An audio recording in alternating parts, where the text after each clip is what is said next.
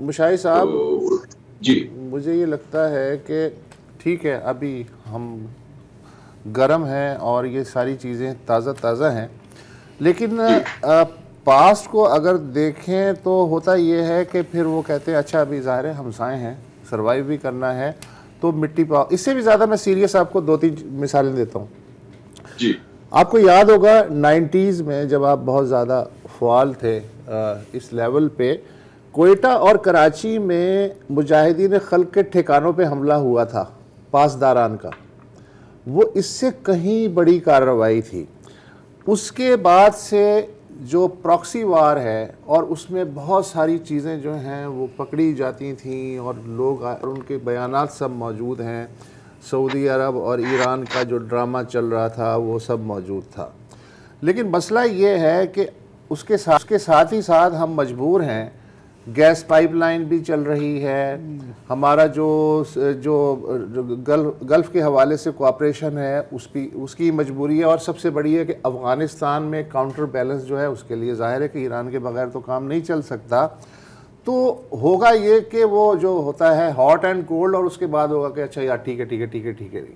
اصل خرابی میرا خیال ہے وہ اس لیے دور نہیں ہوگی کہ یہاں بھی پاور سینٹرز ایک سے زیادہ ہیں اور وہاں بھی پاور سینٹر ایک سے زیادہ ہیں. ہمارے ہاں تو ایک ہی پاور سینٹر ہے، لیکن ادھر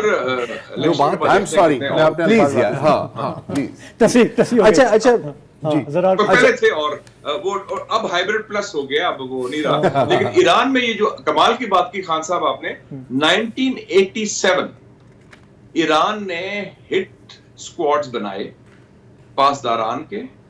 they were 5 to 7 members team جنہوں نے اسٹرائک کیا تھا. آپ نے بالکل صحیح فرمایا، کراچی میں اس پہ جنرل ضیاء کی گورنمنٹ تھی، اور انہوں نے ان جو مجاہدین خلق کے جو لوگ ڈسیڈنٹس تھے پاکستان میں بیس تھے، جو ایران سے بھاگے ہوئے تھے، ان سب کو مارا اور وہ پکڑے بھی گئے پاسداران.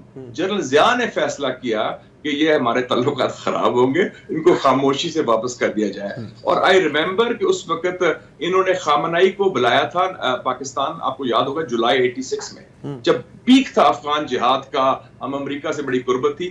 صدر اسلامی جمہوریہ ایران اس وقت سید علی خامنائی آئے، انہوں نے اقبال لاہوری پر ایک بڑی لمبی طویل تقریر کی لاہور میں بھی. اور جولائی 86 میں I was there in the banquet when he was as editor Muslim، وہ بلایا گیا تھا. اس سے پہلے جنرل ضیاء نے خود مجھے بتایا کہ 84 میں جارج بش کا باپ آیا تھا، جارج H.W. بش. اس نے کہا کہ آپ ایران کو ڈی سٹیبلائز کرنے کے لیے ہم چاہتے ہیں کہ آپریشن شروع کریں پاکستان سے. تو ہم نے انکار کر دیا تھا. انہوں نے کہا اس لیے ہم نے کیا تھا کہ we can't afford to alienate Iran. حالانکہ میں امریکہ کی گود میں تھے، CIA آپریشن ہو رہا تھا، افغان جہاد تھا، عرب وہ ایران عراق وار بھی تھی. تو ہم اتنے کیئرفل تھے کہ ایران کو ہم خفا نہ کریں. ایران کو حالانکہ وہ military regime was very close to امریکہ. لیکن یہ آپ نے بڑی امپورٹنٹ بات کی کہ سب سے بڑا تو وہ تو بہت بڑی بات ہوئی.